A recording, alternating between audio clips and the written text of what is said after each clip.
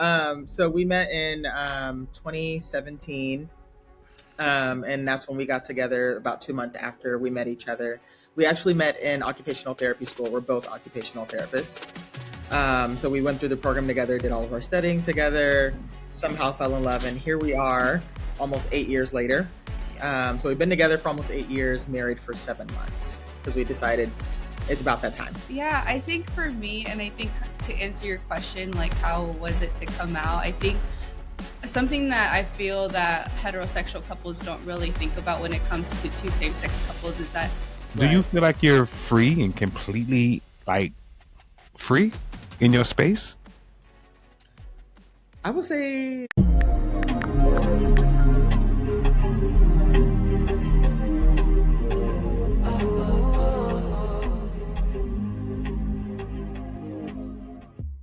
Hey, what's up, fam? It's your boy Kevin. Tanya. Yeah, man, we here with another episode of Couples Connect. It's going down tonight, man. So we got our peeps in the building, our neighbors in the building, right? We're gonna talk about some stuff, man. So, hey, without further delay, let's get right into it, man. We got Jerrica and Lily in the building. What's up, good people? we're good. How y'all doing? How y'all feeling? Doing well and energized. Feeling great. Yeah, all right. Yes. Doing well and energized. Doing well and energized. Like it, man. So, hey, Jerrica, Lily, man, welcome to the show. This is pretty dope. This is pretty awesome because let's be real, we've never had a lesbian couple on the podcast, man, and we are interested in talking and getting to, know you guys a little bit better and just kind of know how you guys' journey has been, now as a married couple, and we just can't wait to get into it. Yeah, 3 cats. Yeah, y'all got cats and stuff and all that stuff. So, but let's get into it, man. We normally would go into an introduction, but look, this is season 4. This is the very first episode of season 4, and we're going to jump right into it, right? So, Okay. Lesbian couple, how long y'all been together, man? And let's talk about how y'all met. Let's kind of do a little bit of that to kind of give a little bit context of, how it all begun. For sure. Yeah. You want to go? The years are, you already know I'm bad with years. Yeah, we already know Lily bad with Lily. Look, Lily be saying she was 5 when y'all met. Yeah. I was like, girl. Okay, I'll do the math. So we met in 2017, and that's when we got together about 2 months after we met each other. We actually met in occupational therapy school. We're both occupational therapists. So we went through the program together, did all of our studying together, somehow fell in love, and here we are almost 8 years later. So we've been together for almost 8 years, married for 7 months, because we decided it's about that time. Yes. Wow. So who walked up to who, or how did y'all, do? It was kind of one of those things where it started as a friendship, and it was very, like, we loved doing everything together. We happened to live in the same apartment complex, and we realized that like a week in, and so every single time we just did everything together, and we're finding like we love doing a lot of the same things.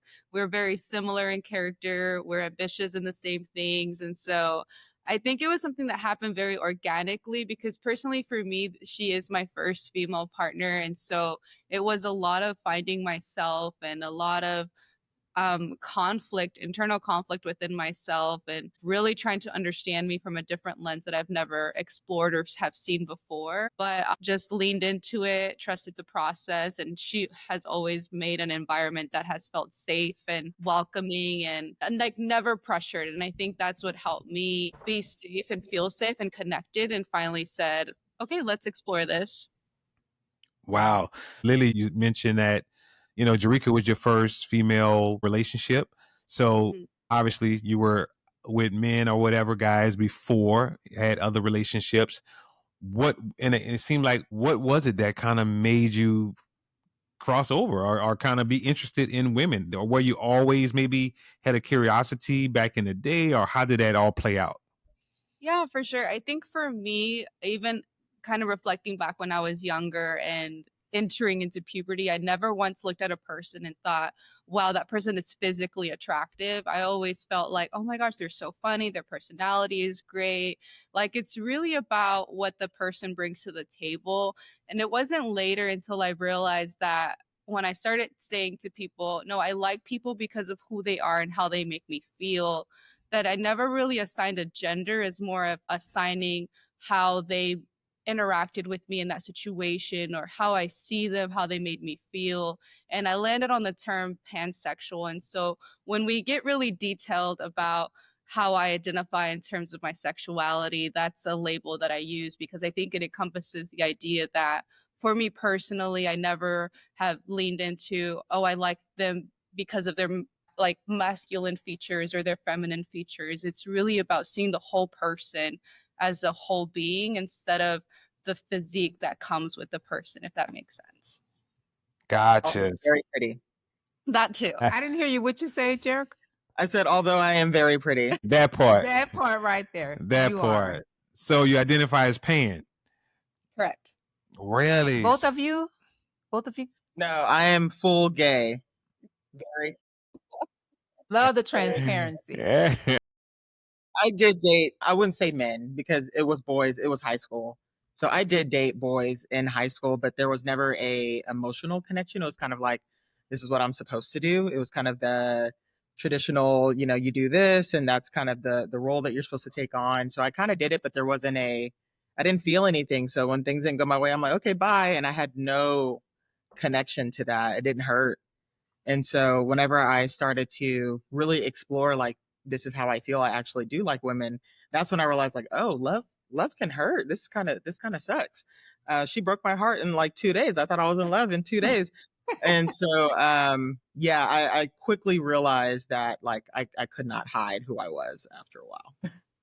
So did you realize that you had those feelings and thoughts early on, even as a younger kid? Actually, when I kid you not, I think I was 5, and there was this girl I thought I was going to marry. I was 5. And I remember we were playing on the playground and I was like, I'm going to marry her. And I don't even know where it came from because it's not like I saw it on TV. That wasn't really an exposure at that time. This was the 90s. And then I think as I grew older and growing up in the church, because I grew up in a very religious family, it's very vocally known that this is not what you do. And so even though my family didn't say it, I got the signals in other places that it wasn't appropriate. So I did a lot of hiding and like, okay, like I'll get over it at some point. I'll just date boys because that's easy. And that's kind of the route I did for a long time until I realized like I'm not happy that way. So let me ask you this. A lot of people who are gay or lesbian, they've been molested or something like that, right? Has that been any one of you guys, you ladies' case? Has that been your case? That's been a personal case for me. I don't think that experience shaped my like where I am today. I think it's definitely something that I have dealt with through therapy countless years of, and just different forms of it, which brings me today to be able to talk about it without breaking down. I think sometimes there is a stigma or using that as a way to say, or like, because of the situation, like you are the way you are. But I can honestly say that I did the true hard work of reflecting, coping, and healing, and I continue to heal through my journey. Yeah. But I don't think that itself is an experience that I carry into my sexuality or into the partners that I've been with. And I that think makes sense. I haven't experienced anything to the extreme that she has in her past, but I guess the over sexualization of children, I experienced that, especially because I just developed really quickly. I was always a huge girl. Like growing up, I was as tall as my teachers. And I think, the looks and the comments that I would receive from older boys or from grown men really kind of like, I guess, made me more self-conscious about like who I am as a woman growing up. And my mom was very, very honest with me about, what's appropriate, what's not. If someone says or does something, like, come tell her right away, because I think she had some experiences too. But I don't believe that any of that made me steer away. I do believe that, I had these feelings of like not being straight from an age before any of that began to happen. So how was coming out for you, Jerrica?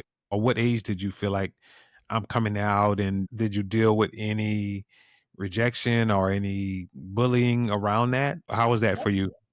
Yeah, not bullying per se. I guess so. My coming out story was very much like I was just outed. I wasn't ready because I knew it wouldn't be accepted. And I was outed without me being like really just like emotionally ready for what that was going to come with. And so my friends were very supportive. They were like, "Oh, thank God!" Like it was the best day of their life. But for me at home, it just was not the case. So, I grew up with a single mom, and she was just afraid, and so a lot of her fear came out as, I would say, just I guess control. Like, I don't want anything to happen to you, so you can't do this. Or I don't want this judgment, so you can't be like this. Like, just be normal or, just be a good Christian woman. And so she was so afraid. And that turned into a lot of like me and her just having conflicts we'd never had before. And I was only 17. So I'd gone my whole life with my mom being my best friend. And then we had this complete change of our relationship and our dynamic. And it took her a couple of years to really kind of come to terms with like this isn't changing. And I've kind of grown into a very stubborn person. Like this is who I am. You take it or you leave it. And my mom has definitely come around, and she's very supportive, and she loves us both. And it just took a lot of growth and healing around the fear. And I'm like, I'm a strong person. I can take care of myself, But her fear is, I'm her only child. So her feeling as though she could lose me because of it was a lot Yeah. stronger than the acceptance at the time. But yeah, now we're good. Women seem to be accepted way more than men though. Like it's like so biased toward it, when it comes to being gay or lesbian. You say somebody outed you. Was it like you don't have to say the name or anything like that, but was it like a friend or a family member? It was actually my mom. She noticed I was behaving differently, and at the time it was because I was talking to a girl for like the first time, and I didn't know that I was behaving differently, but she saw that because moms know everything. Moms know So everything. while I was asleep, she picked up my phone Mhm. and went through it and was like basically discovering my entire life through my text messages. And so she had outed that for me in the morning, and I was like, oh my God. And like my world just kind of turned around. And so that became like you need to meet with the pastors, you need to go to counseling, you need to blah, blah, blah, you need to change this isn't right. And it was like I wasn't ready to do this. Like I'm still trying to figure out, how to even navigate, this whole process. But yeah. Okay. Wow.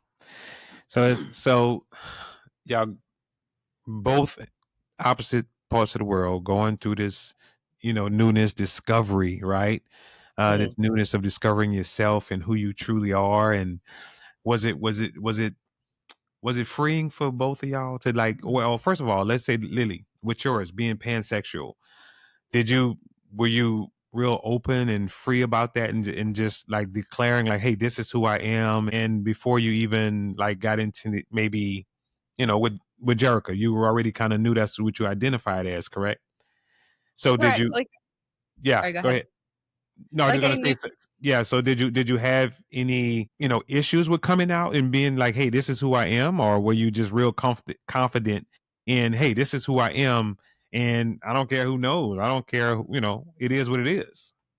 Yeah, I think for me, and I think to answer your question, like how was it to come out? I think something that I feel that heterosexual couples don't really think about when it comes to two same-sex couples is that every single time we are coming out. So it's never like oh, I did it once and everybody knows. I wish it were that easy. But like when you think about like your friends, your family, your coworker, your work experience, like every aspect of your life, you're constantly having to even walk on eggshells before you're in a room to figure out, is this a safe space? Is there a space where I can authentically be myself and not feel judged or not feel as though these people are not on the same side or agree or even just don't have to agree but accept me to be in the same space as them. And I think it's a constant conversation that I have within myself, especially when it comes to in a professional setting. Of course, with my friends and family, I'm able to choose and identify those spaces for myself. But I think it's a constant exhaustion of having to feel like,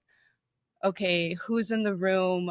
And I'm gonna have to identify my partner as a female because 100% of the time, oh, you and your husband, oh, you and your husband, oh, you and your husband.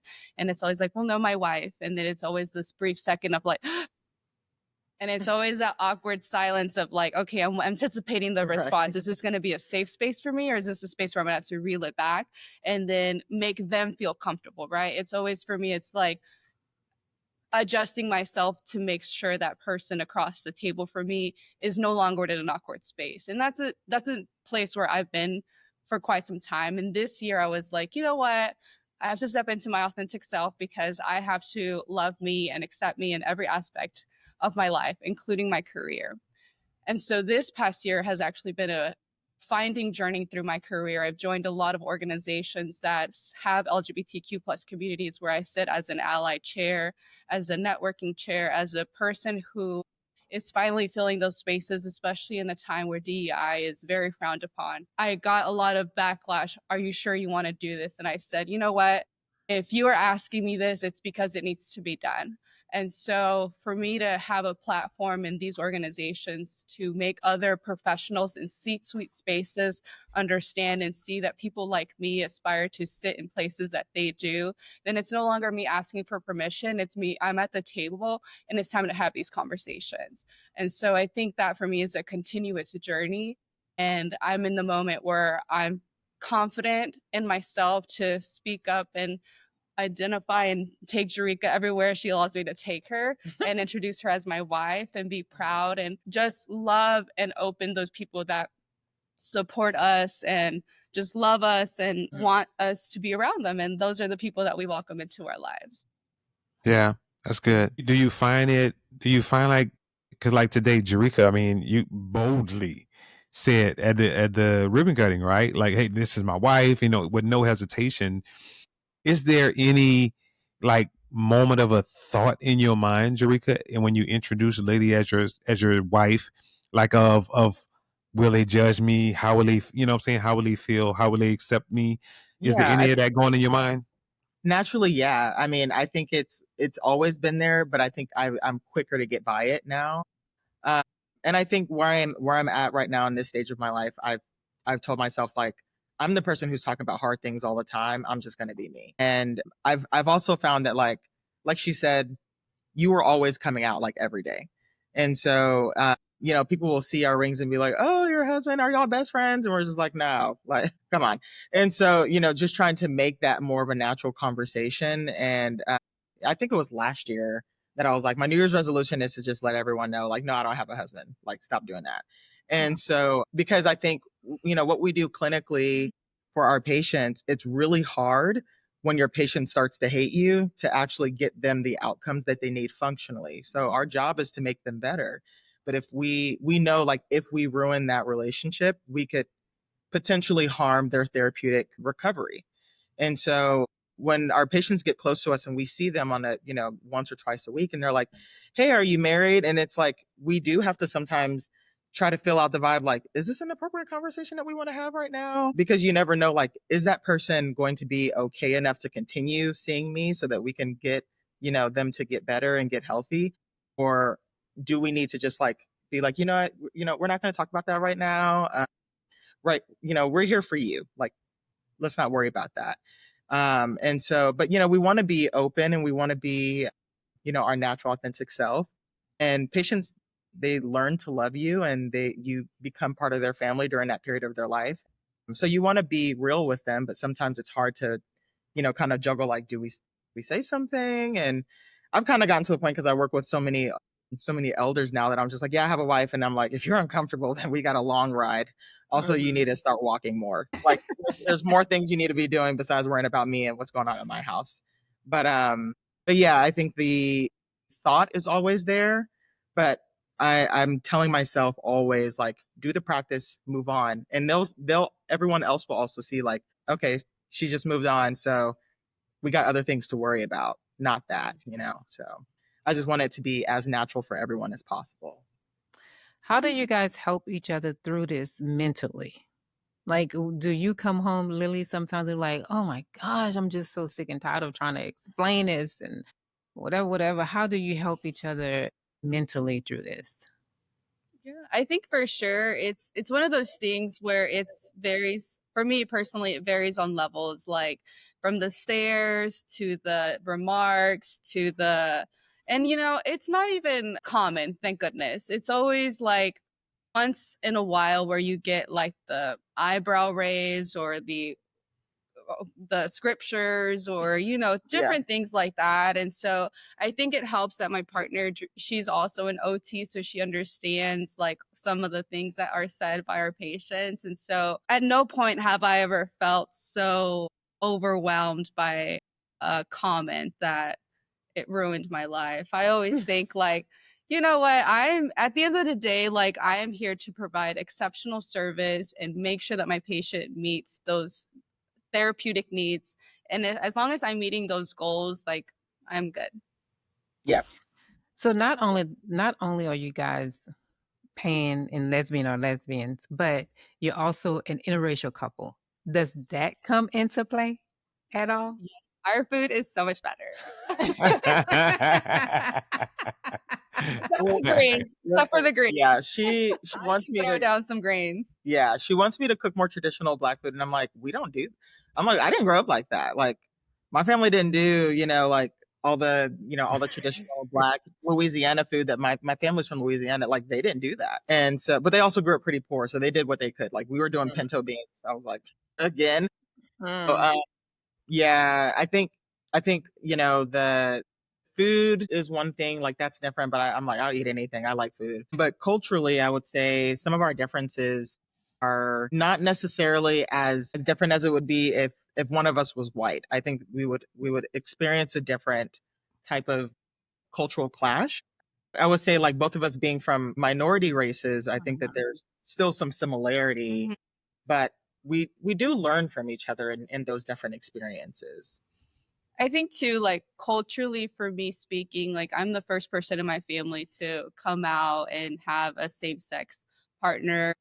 For a while, like it was walking on eggshells. And for a while it was like leaving behind the very Latino community traditional daughter mindset of like what it's supposed to be. Thankfully, my parents are very non-traditional in that aspect. At first, it was, of course, different and trying to understand and asking a lot of questions, but my parents welcome Jerrica with open arms. They love her. They love her sometimes more than they love me. It's always been nice. But I think for me to be open and being just close to my family has set the precedent for my younger siblings to feel as though if they were authentically different or feeling like they weren't the norm, that they had that platform to say, you know what, like my older sister is living her best life with her partner, like why can't I do the same? Yeah. Jerrica, did you have any friends or loved ones who surprised you in either in rejection of your lifestyle or in support of anyone that surprised you? Yeah, so not last year, but the year before that, my grandmother actually out of nowhere decided that she just didn't like it anymore. So we don't talk. She was really upset, and she was triggered by the fact that we bought a house, and I guess she felt like I needed to ask permit. I'm not sure what was going on with that, but she sent me a card for my birthday with a check for like $100 and was like, "You shouldn't be doing this. Happy housewarming." A scripture about anti-gay, and I'm like, so confusing. So I called her after Christmas because I was like, I'm not going to talk to her if she just sent this really hateful thing with a check in the mail. So I called her after Christmas, and she just was not happy.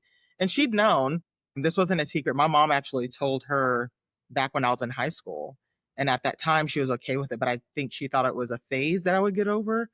And so she was the only one, and we had a conversation. She wasn't happy. She said that basically I would be going to hell if I continued down this path. And I was like, well, I guess we'll see each other and I'll see you later. I was like, you can call me when you're ready, but I'm not going to continue to have this conversation. And she hasn't talked to me since. So other than Wow. that, the rest of my family's been extremely supportive. I have two cousins that I grew up with like brothers. One of them, he's also gay. So he and his husband, who is from Canada, they live not they live kind of far.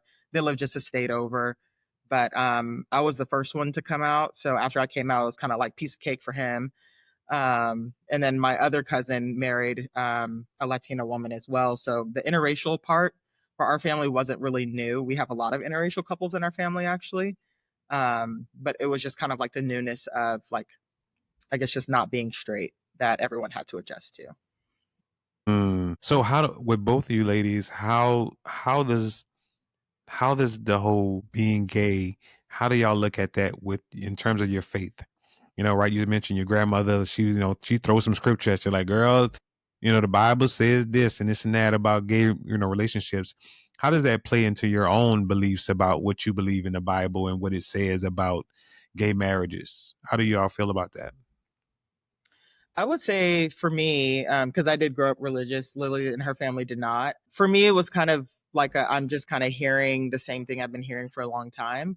But I did have a boss and a mentor and a friend now who wasn't, ordained and had gone through his Master of Divinity. And we did like pretty heavy Bible studies when I was in college. And he walked me through the history of the Bible and like interpretations. And he was like, listen, he was like, you are okay being who you are as long as you're not hurting anyone.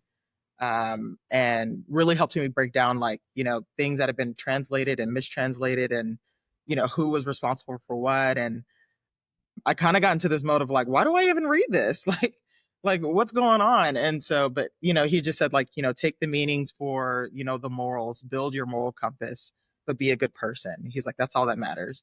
And so, when I get the, I guess the scripture stuff kind of thrown in my face, in my head, I'm like, okay, here we go again. But I know in my heart, like, this is not a scripture that was meant to hurt me. I think it was kind of meant to oppress, a group of people that didn't need that. And not everyone does the digging and gets the further education to try and understand better, and not everyone makes the time to, and it's also try not to take on that labor to educate everyone because that's exhausting. For me, it doesn't mean much of a difference for me at this point, but I know that those scriptures are there to, I guess, cause that divide. That's just the way that I look at it now. Yeah.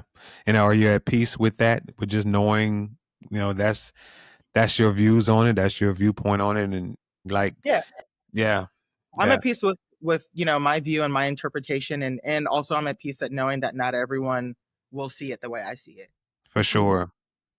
and that even if I could, 100% try my best to try and change their mind, if they don't want to, they won't. And I'm okay with that. Gotcha. Okay. Well, that's good, man. Liddy, so you say so you really wasn't grown, you didn't grow up in the church, anything like that. So there was no spiritual background or backdrop to the whole idea of you shouldn't do this, you shouldn't live this life as a Not gay not person.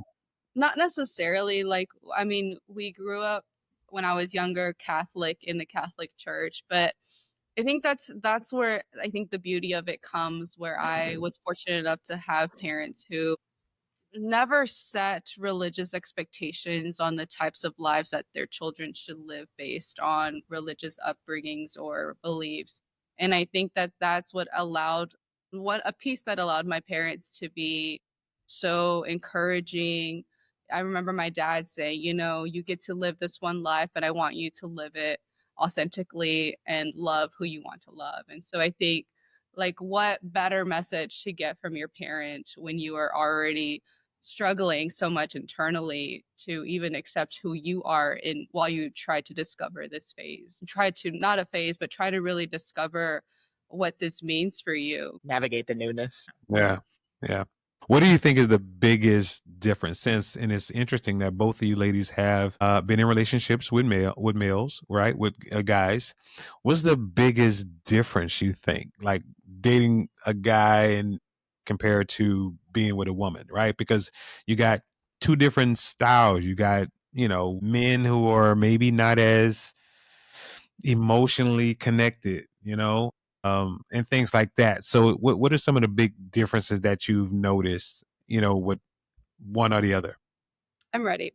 So it's not even just like a personal experience, but like seeing the male and female figures in my life, I think there's so many assigned gender roles on expectations when it comes to like even homemaking tasks or who takes care of the kids and who does the cooking and the cleaning. Like, I grew up in a home where that was traditionally passed on to the mother or the wife in that situation. And so to navigate my life with us, with my partner who happens to be female, and overhear my coworkers and peers around me, like, I can never relate.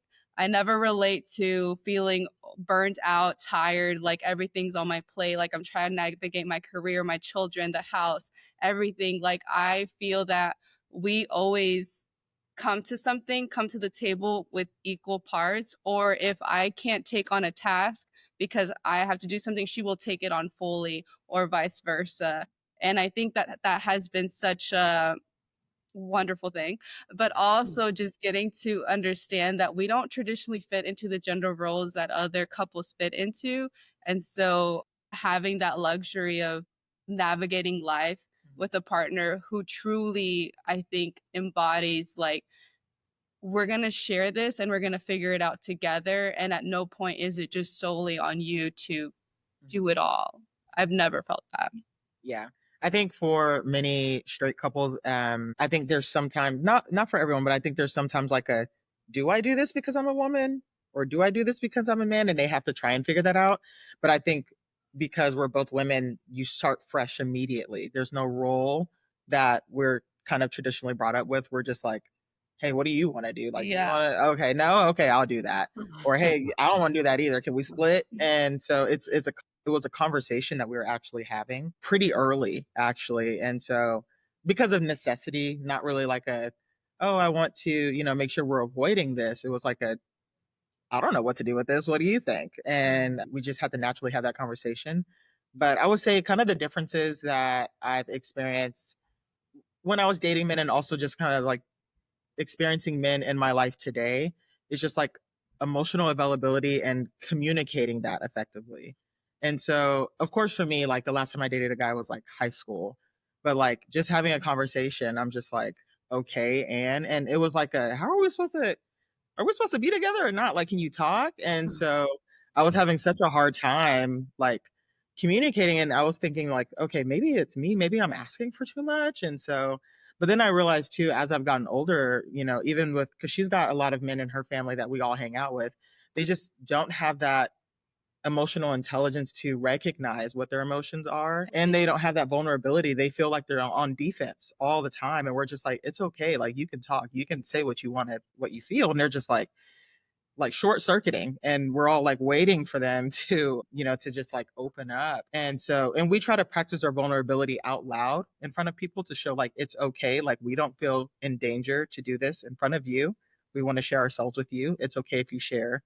And we invite that into the conversation to try and open up that availability in the men in our lives. But I would say that's kind of the biggest difference, because we have male friends, we have female friends, but anytime we're with like, we have other lesbian couple friends, it's like a very natural, everyone's flowing, everyone's talking at the same time, everyone's sharing. But sometimes we feel like we're prying sometimes when we're talking to the men in our life.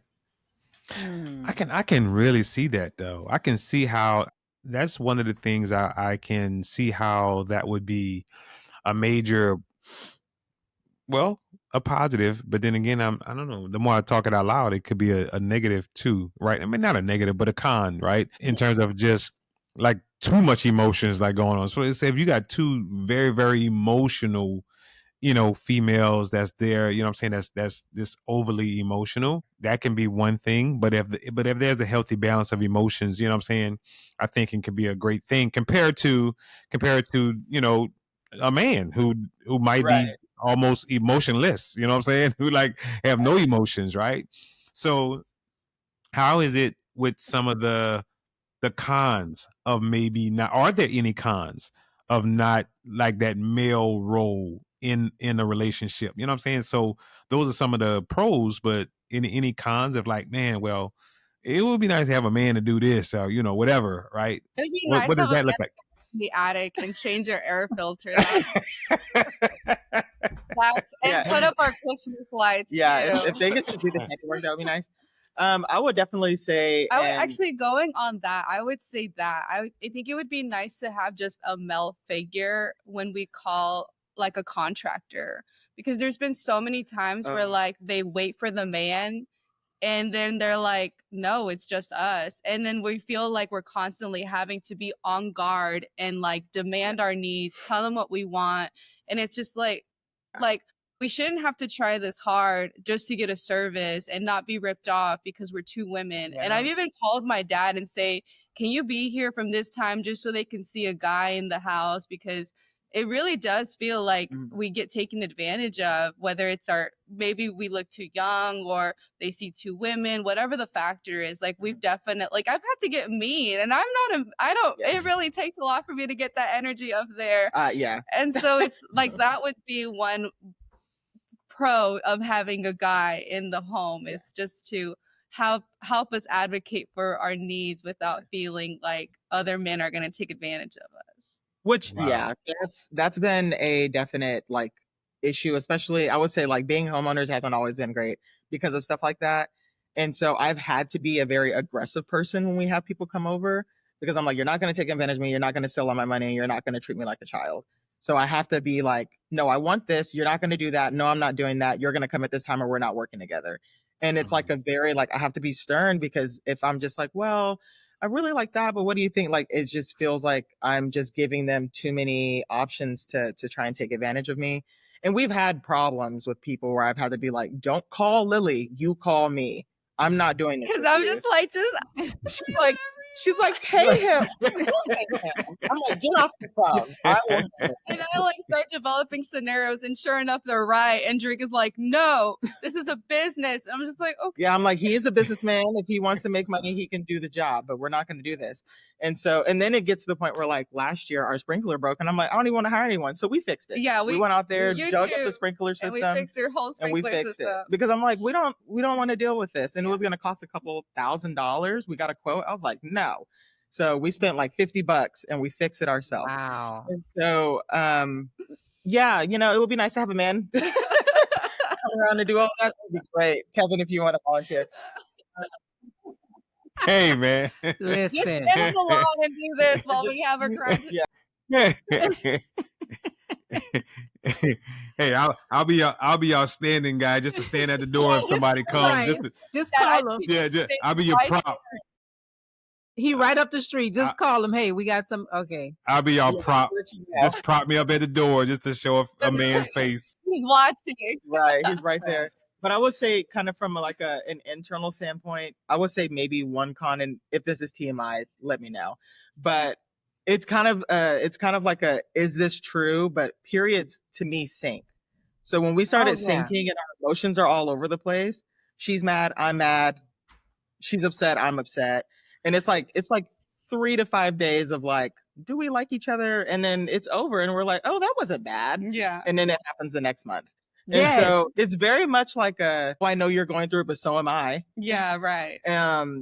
You need to stop being so mean to me, and maybe I'll stop being mean to you. But but we know, like, we're very well aware that, like, okay, my body temperature is really hot. This is like, we'll start verbalizing like, hey, I'm about to start, like, it's about that time. Like, so we'll know, like, warned. Okay, she is going to be upset. We're going to talk about it later, and then we'll be fine.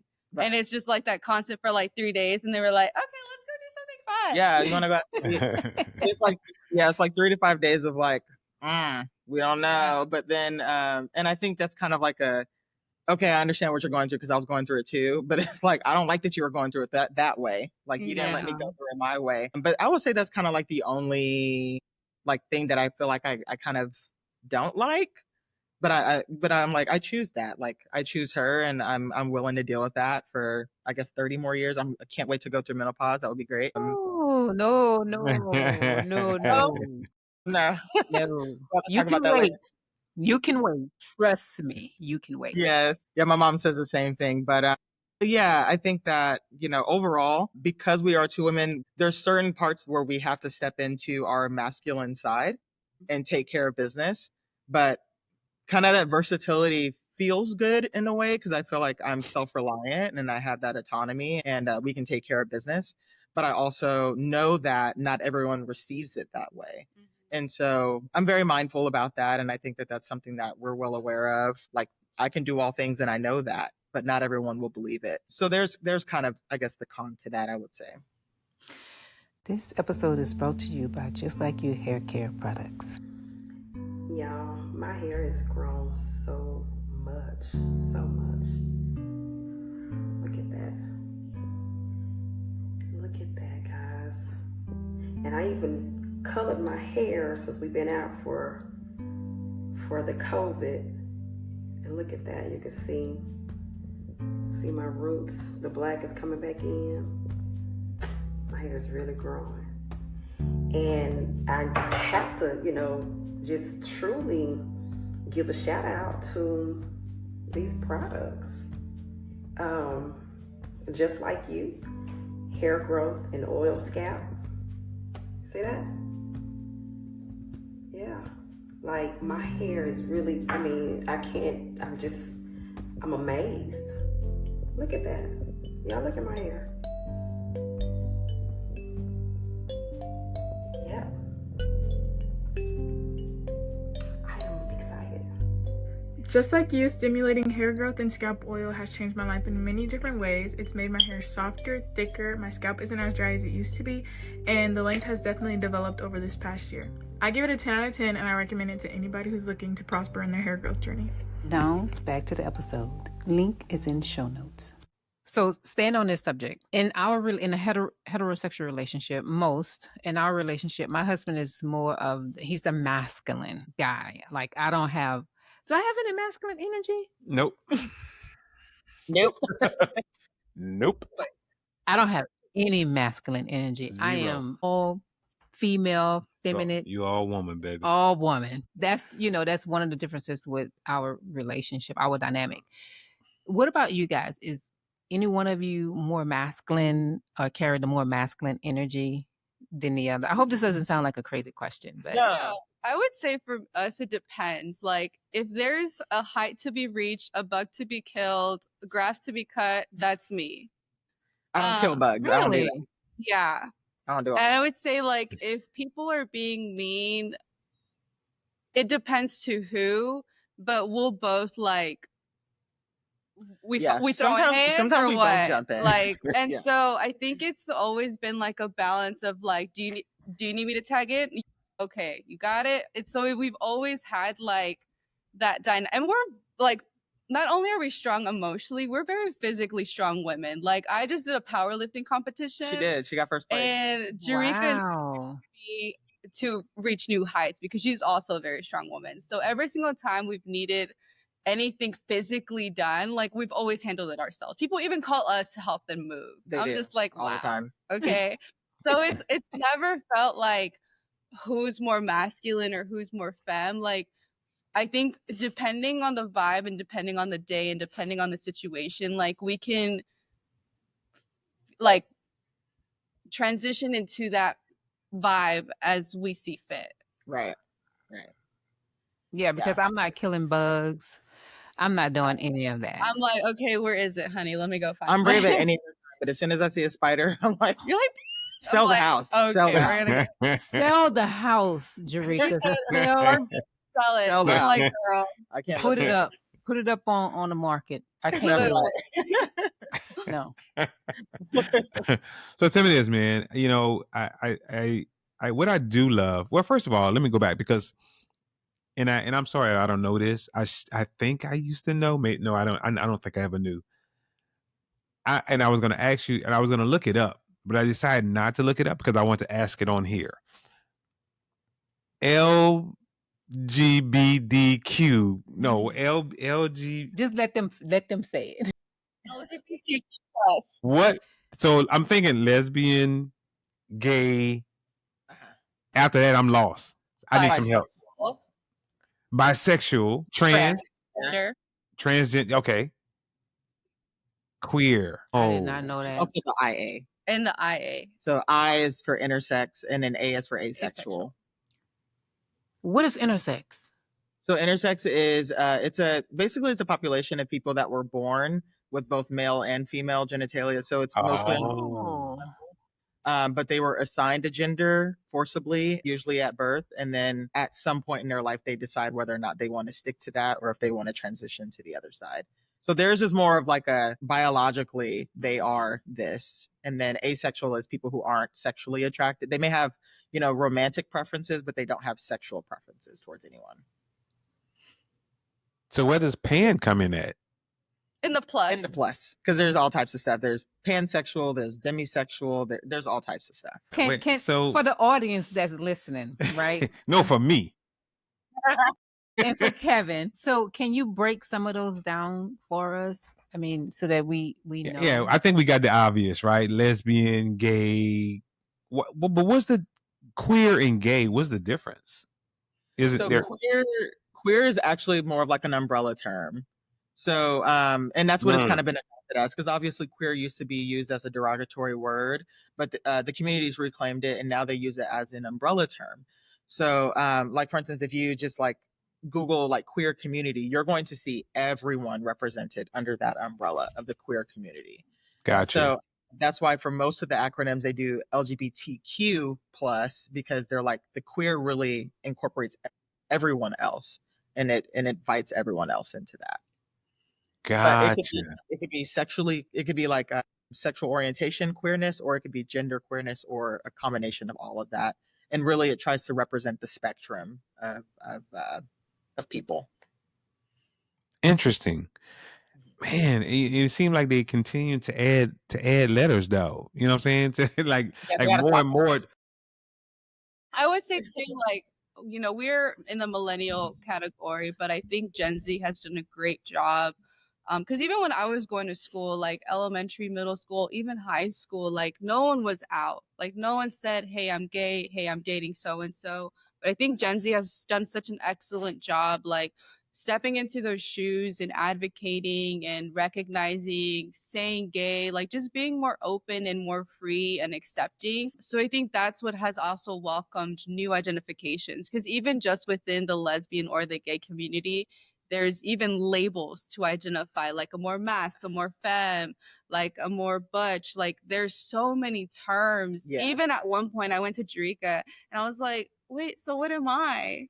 And so it was always like, why do people keep creating so many more labels under more labels? Yeah. And it gets to be so overwhelming. And I think we finally landed on like, just choose what feels the most authentic to you and what you feel like you identify with the most. But I do agree, there's a lot out there. There's a lot more to learn. There's a lot of identities for sure. Yeah, there's a lot that we don't even know. Yeah, and I'm just like, I gave up trying. I'm like, listen, we're all under the Q. Yeah. Whatever you want to say after that, that's totally up to you. You're like, I'm unicorn this, cool. Yeah. All right. Let's do that. So but yeah, I think that there's a lot of I think there's a lot more openness in that Gen Z group, and I think it's been helpful. But I do know that a lot of people also kind of struggle with finding their identity because there's so many options. But I know that was something that kind of like she was wondering about when we first started dating. Like, I just don't know how to identify. And it's like, and I think I told you, like, it doesn't matter as long as you're okay with it. You don't have to explain yourself to anyone. You just have to be okay with who you are. For sure. Do you ladies feel free in your space now in terms of where you're at, in your marriage and the lifestyle that you're living? Do you feel 100% free? Without obviously there's the stares and the comments and, those things that you probably have to deal with on a regular basis. But just in your own head, for your own peace of mind, do you feel like I'm free of who I am and I'm comfortable with it 100%, feeling like I'm free? Because, so many people still living in a closet, right? Who not free. And I can't imagine rather living in a closet and not living to, my true authenticity, like who I truly am. So do you feel like you're free and completely like free in your space? I would say 99% for me. I would say for me, the spaces that I intentionally choose, I am free. The spaces that I am assigned to or arrive to because of an obligation, not necessarily. Yeah. I think too, a lot, like we dated and we went to a very conservative town before we landed here. We were in West Texas. And even then, like beforehand, like holding hands, right? No. PDA? No. Do we ever go anywhere by ourselves? No. So it's like things that people in heterosexual couples, like, I don't think they ever think about. Like holding hands was so automatic, right? Telling your partner, oh, bye, have a good day, right? No, like we definitely had to be vigilant in certain situations of where we display forms of affection, because there were times where we feared for our safety, and we feared that we would be ridiculed or even violence because of the political climate that exists. And so I think, yes, I am free when I'm in my home and when I'm in my space, but not necessarily when I leave these walls. Yeah. There was definitely a time during 2020, we were working back in West Texas because it was hard to find jobs in the DFW. We were living in basically a space that was super conservative, and she was able to kind of be a little bit more open at work. I could not. And it got to the point where people were being violent, like physically violent and verbally violent at work. And I had like, just like threatening looks and remarks made at me. And I did not share my personal life with literally anyone. We were there for almost a year, and I was so terrified. And we would argue because I'd be out and she's like, where are you at? Like, she didn't want me to go anywhere by myself because, there wasn't even a lot of Black people there. And that part of me, I can't hide. I'm a woman and I'm Black, but I can hide the gay part. And so I'm like, we're just going to survive. And she's like, no, like, don't go. And I'm like, well, I can't be stuck in this apartment all day. And so that was kind of a part of our life where we were like, okay, we're trying to make the sacrifice, but then we realized we can't keep doing this. Like there's no sacrifice that needs to be made here. We have to leave. So she ended up breaking her contract and we came back. We're like, we will find a job, but we have to leave because it was just getting really, really violent. People in West Texas, sorry to anyone who's watching and lives in West Texas, they just had no regard for anyone's safety, not even really the police. And so we knew it was time to go.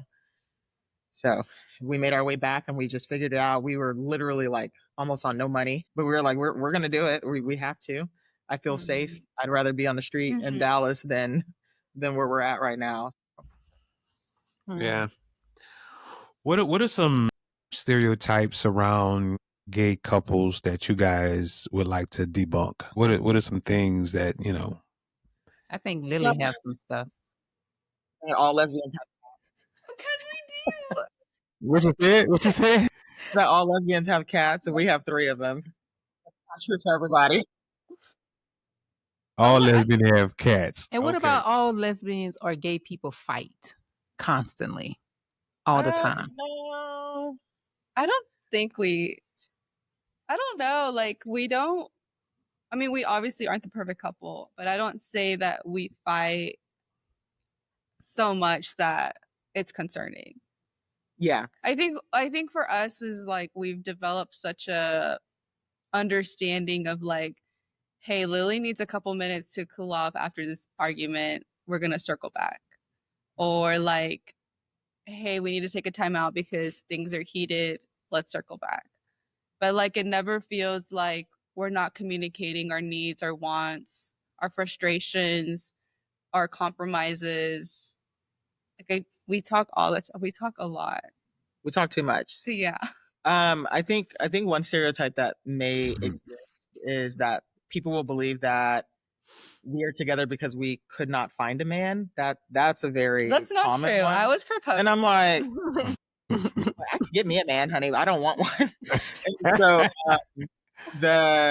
I think that and the challenge that men feel when you're like, no, I have a wife. They feel challenged, like they have to try to fight for you. And I'm like, or the idea that we just come in with our tools and fix everything. That is true because that's actually we will fix it. I do have a whole toolkit. We've actually built a lot of furniture in the house. I'm very handy. We built the coffee table that this laptop's sitting on. We added a whole we added 2 accent walls. We did the whole woodworking thing. We went to Home Depot. Yeah, we're kind of stereotypes, actually. Yeah, we do a lot of the stereotypes. But I think it's like we have to be so self-reliant and independent. At least that's how I grew up. So this is only like feels right for me. Yeah. And I just like to be creative. I like to do things on my own. And some of that comes from the fact that like I grew up with a single mom who had to do most things on her own. And so, and not even by choice. It was just because, my parents were divorced. There wasn't really a man always around. My uncles were busy. And so I'm like, oh, all right, she could do it. I could do it. I can figure things out too. So for me, it's kind of like I just do what I got to do. And if I can't, then I'll hire someone, but I'd rather not because I like to save money. And I like to say I did that because that just gives me a lot of joy too.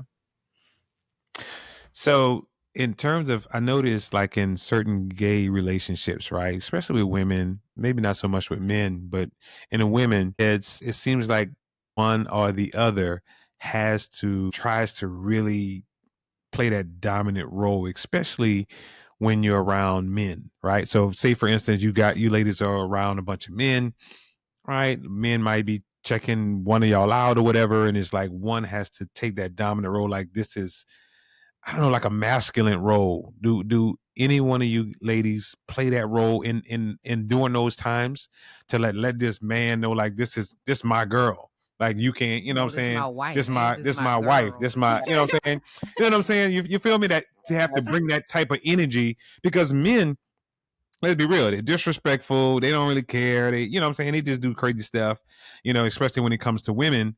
So do anyone have to bring a little bit of more masculinity sometimes when you're around the fellas, just to kind of say like, hey, this is mine? It doesn't happen that often, actually. I have RBF, so no one ever comes up to me and You tries. have what now? Resting beat face. Oh, And so it happens to me all the time. Like, I just don't look approachable, People but don't I talk think to it's her. like I'm always hyper focused on what I'm gonna do next, or what I'm doing, what I need to do. And so no one ever comes up to me for a simple direction. But like Jerrica, we're at the gym, we're at the mall, we're anywhere we go, people come up to her, hey, do you like, when does the class start? Are you the coach? Everyone thinks I work there. Everyone thinks she works somewhere, or she's in charge, or let's ask her. Like, she just looks like a leader. She is a leader, but people see her and they're like, she has all the answers.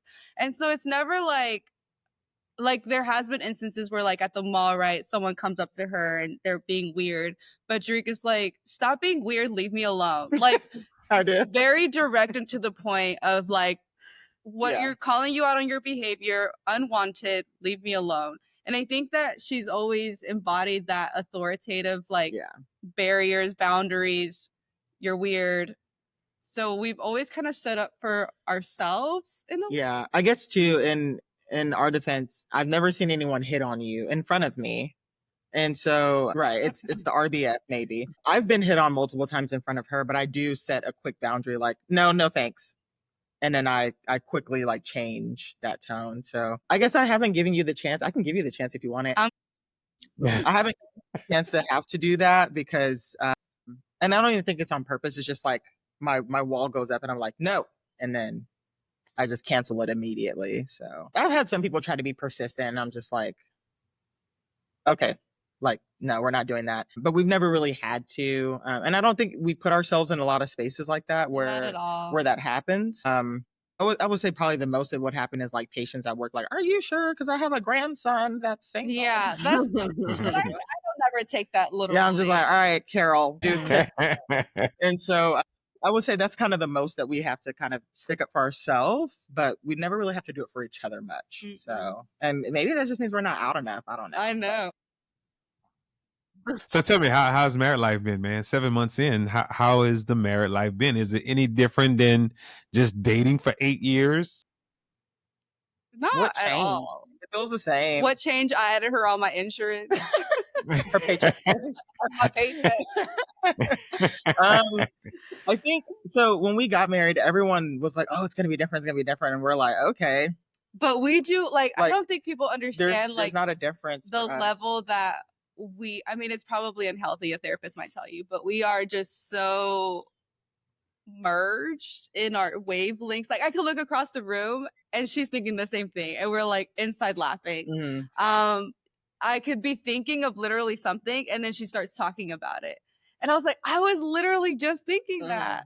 And so it's like this idea that we've always been so together. We've done everything together. We've done school. We've done some of the greatest challenges in our lives together. Some of our greatest victories together. even before we had a marriage title. And even for me, like, I never wanted to get married. I never saw that in the cards, regardless of who I was with. I never thought that a title would change the realness of the relationship. To me, that still stands true. Like, I would give up everything for her. I would put you on my insurance like I did. I want to make sure that I can take care of her in every aspect that I can by showing up and doing so. And that didn't change from December. When's our wedding anniversary? December 21st. December 21st. Math. Of last year. Except whenever I'm checking out single or married, now I get to check married. Yeah, that helped on the taxes. That was fantastic. Doing taxes. Yeah, I would say, like, she's right. Like, when we first started dating out, one of the first conversations we had was like, do you want to get married? And I was like, yes. And she said no. And we're like, okay, we're gonna have to figure this out. But for the reasons kind of like not wanting to just like do things just because you should, but like actually having a purpose to that. And really, this past year with a lot of the political climate, we were like, we don't know if any of the assets really that we've built together will stay the same. I have no idea what's going to happen. And so we felt as though the best thing that we can do, plus, for my business, and I wanted to go part-time with clinical work and more full-time into business to get insurance. I'm like, I think this is going to be the best option. And she's like, yeah, let's do that. And so, of course, we love each other, but I don't think that the title of marriage changed anything. I feel like we were already a strong couple before, and it just kind of like changed. It just felt like we put a contract on it. That's really all it felt and it like. came from a place of protecting, like, she knows me better than my own parents now, right? So, like, if anything were to ever happen, she knows my wishes and vice versa. So I think more than anything, it was to make sure that we were both protected. Yeah. What are some of the, I'm sorry, baby, go ahead. So now that you're married and in love and all of that, insurance, Lily keeps saying, yeah, put on my insurance, girl. Lily is protecting you and all of that. Do you guys want to raise a family? Do you see a family in your future? We've talked about it. We've had long conversations, and we've been really back and forth. I've always been the person, even when I was dating men, I've always been the person that I never wanted to be pregnant ever. And in my heart, even when we were just friends, I was like, if I have kids, I'm going to adopt. Because I'm like, there's plenty of children who need a home that have been neglected through the system or, identified as problem children. And there's nothing wrong. They just need a home. And so I've always been the type of, I don't want to be pregnant. I don't see that for myself. And I think too, my mom I'm her only child, and she's had a very traumatic birthing experience. I did not want that for myself. And so I was like, yeah, if we're gonna do that, I want to adopt. And for her, it was kind of like, no, I don't think so. But we've still kind of gone back and forth, and we've had our moments of like 2 weeks of being real strong, or like, we're gonna adopt a child, and then going to a toddler's birthday party and looking at each other across the room like. And so I think, right now where we're at is really focused on like career and each other and enjoyment. We love to travel. If I could never work a day in my life, I wouldn't. And I would just travel the world. But, just focusing on like how we produce for the community and the work that we do to serve our community. That's our large focus. And we just feel as though we would not, with the goals that we have currently, we would not want to change the momentum of that to slow down and give a child the attention that they need. I get Good it. answer. Yeah, I totally get it. So tell me this: what advice would y'all give a young gay couple in terms of advice? What kind of advice would y'all give them? Y'all been, because only 7 months pregnant, but still 8 years together. So I'm sorry when I said 8 years. I'm sorry, 8 years. I got that Lily mad. Lily, you rubbing off on me, girl. Reveal? No. 8 years together as a couple. He was serious in too, just 7 like months. Yeah, I was. In 7 months married. What kind of advice would y'all give a young, couple, man, that's going through this journey and maybe, still not 100% free, right? Like we talked about, and have to deal with the stares, the looks, the Bible verses, all the things that come with it, because I think I really do feel like you really have to be a different type of individual, and if you to live in your truth, to live that lifestyle, right? Because no matter what, probably until the day you die, it'll always be a certain group of people who will not accept it, right? So it's something that you're going to always have to deal with. But just through life, you just become, hopefully become stronger enough to deal with it and learn and accept it more, and to like, it is what it is. You have your opinion about me, it doesn't really matter, right? So hopefully that can be less and less and less of an issue for most people who are living that lifestyle. But for some new couple, man, who trying to figure it out and maybe still a little bit in the dark about it, trying to hide it or whatever, what would you say to a couple like that? You want to go, or do you want to go first? You can go first. I would definitely recommend to find community as quickly as possible.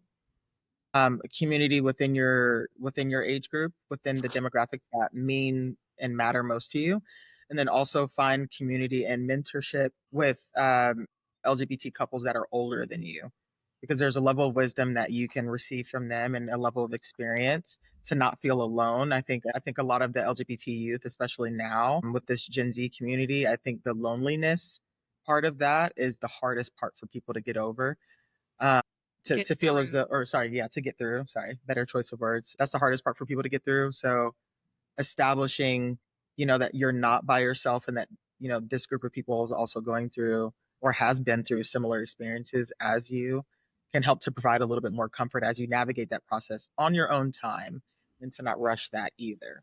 Yeah, and I would say for me, like I've been always a very big advocate for therapy and finding therapists who you see yourself with, who identify with you. So I will be quick to refer someone to an LGBTQ plus therapist because there's a different type of visibility and comfort and just realism that comes with seeing a therapist who can maybe see parts of your life through their lens too. And that's been instrumental in my not only in my personal growth, but in my growth with my relationships, is to be connected with a therapist who can help me see beyond myself and see beyond the things that really cause a lot of anxiety sometimes in me. Yeah. Yeah, I second that. I had my therapist for about 4.5, almost 5 years, and the relationship that we built was tremendous because they watched me grow through handling my sexuality in different environments, and then also handling my relationship with some of the differences that we experienced. Um, and it was a challenge at first, but like she said, having someone that identifies as similarly as you allows you to be a little bit more vulnerable. And I've tried therapy once before with, this older white woman, straight, and it was just like I couldn't even feel like I could be myself. And so to not have, a therapeutic relationship with someone who you feel like can see you for you and you don't feel judged by them, even if they're not, but if you internalize judgment and you feel that way, then sometimes it can make it hard for you to actually receive the message or receive the help that's necessary. But yeah, I would definitely say like seeking out therapy as soon as you feel like, hey, I think I might need this, or I might be feeling some challenges, and just being open to the work that it takes, because it does take work. For sure. Yeah. Man, this was awesome. You got any more questions, baby? No, I don't. You don't? Well, listen, ladies, man, This was good, though. yeah, this was really good. Anything else that you would like to maybe just let people know about your relationship? Anything in particular that y'all would want people to know about your relationship, or just maybe just in particular about just being in a gay relationship, right? Of a person that you love and care about. Anything in particular you would like to share that people may not?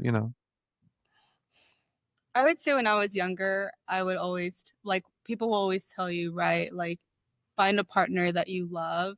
And I always said like, no, I want to find a partner that I feel supported by and I can support them because I think that that prefaces so much more like not thinking only of just the highs, but also the very lows in your life and choosing a partner that is going to uplift you or just even let you cry at the tops of your lungs. Like that is what I've always wanted in a partner, and that's what I've found in a partner. And I think that if you find that and you can be your authentic, vulnerable self, then lean into that and explore that. That's beautiful. That's beautiful, Lily. It really was. Tell me this, Jerrica, what do you love about Lily? That was the question. Yeah, okay. Let's see. So what I love most about Lily is she has never been anyone to back down from challenging me. And I mean that in like the best way possible, because I'm a very stubborn person. And when I feel as though everything is right, because I also, working with my therapist, found out that I have OCD. She's also an only child. And I'm also an only child. So things were just rough, But she's always been one to be like humbling, but in the most loving way, not like evil, like, ha, I gotcha, but just humbling, and just, meeting that with so much like grace and empathy, and also just kind of getting me out of my own head, out of those freakouts, and still loving me the same and not judging me. She's just been such an integral part of like my growth as a woman, and like me remaining the confident person that I am. She's just been so good for me and my own growth as a person, but also just, I just love her personality. She's funny. She's very introverted. So my extrovertedness, I try to pull a lot of that out of her. And, she runs out of her extrovert energy, and she needs to kind of wind down, take a nap, be a crab. But, I just love that we do have a little bit of that difference. And when I can kind of get her out of that shell and I can see that she's having a good time, like that just fills me with so much joy. And, I love her family, the relationship that we have with her family. I love that she's always down for an adventure. She pushes me to be a little bit more adventurous, even though I'm like, oh, I don't know if my knee can handle that. But she's like, you're fine. But I'm just so loving of the environment, loving of, just life in general. She's just an amazing person. And I really lucked out. Like anyone could have had her, even though she's got, RBF. Anyone could have had her and been like the luckiest person ever. But, I got to have her. So, and I choose you.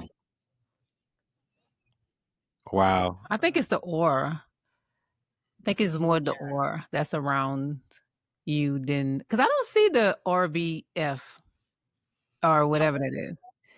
Or if I'm like, I have a very hyper focused face, because I have had patients come up to me, can you smile? And I'm like, oh, it was that bad. Okay. Yeah. But I'm like, I tunnel in. So if I'm like seeing something or learning about something, like I have to learn everything about that topic right now. And so then I'm problem solving, like, oh, okay, that's what it would make sense. But I'm like, my problem solving face is like, yeah. Right. I was going to ask who was the introvert and the extrovert, but you answered that question. So yeah, I'm definitely more extroverted. I'm the planner. Like I will plan all the social activities, but she's the one that I rely on for that. I'll show up with the energy. You just plan it. You're in charge of the calendar, and I'll show up with the energy. Well, man, I'll say this before we get out of here, man. Because I obviously dealing with Jerrica in the beginning. Today was my first day of meeting Lily, and Jerrica has been a joy to just be around. Your energy has always been very, very positive, and like I said, you're a tall girl, you know what I'm saying? You can be intimidating, and you got that vibe, right? But your energy, man, just from a present, just if someone just look at you, right? Because you're stout, yeah. So, but at the same time though, man, just like immediately talking to you, your energy was just so soft and just, beautiful vibes, man. And it's crazy.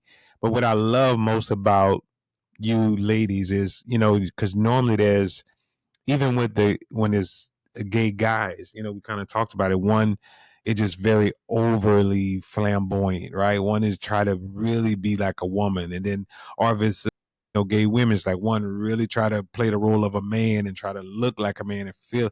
But you just, Jerrica, both you ladies just still very soft and just real feminine, and just kind of hold that space very well, even in your relationship. So it just, and that's how I think it, that's how I think it should be. And rather than trying to be something that you're really not, just be who you are in terms of you're a woman. Regardless, you love women, you like women, but you're still a woman. So be a woman. You know what I'm saying? Don't try to be a man. And I think that's, and maybe there's levels to this thing. I don't know. I'm just, talking to you ladies tonight for the first time, but I just love the fact that you are still very soft, still very feminine, and you just, and then how y'all love for one another. We can see it, we can feel it through the screen, you know, and I just love it, man. So kudos to you ladies, man, for you know, walking this walk, you know, in this journey and being a little bit more bold and free every day, you know, in y'all love for one another, and I just love it, man. It's a beautiful thing. Beautiful thing. So I hope we haven't said anything that was, you know.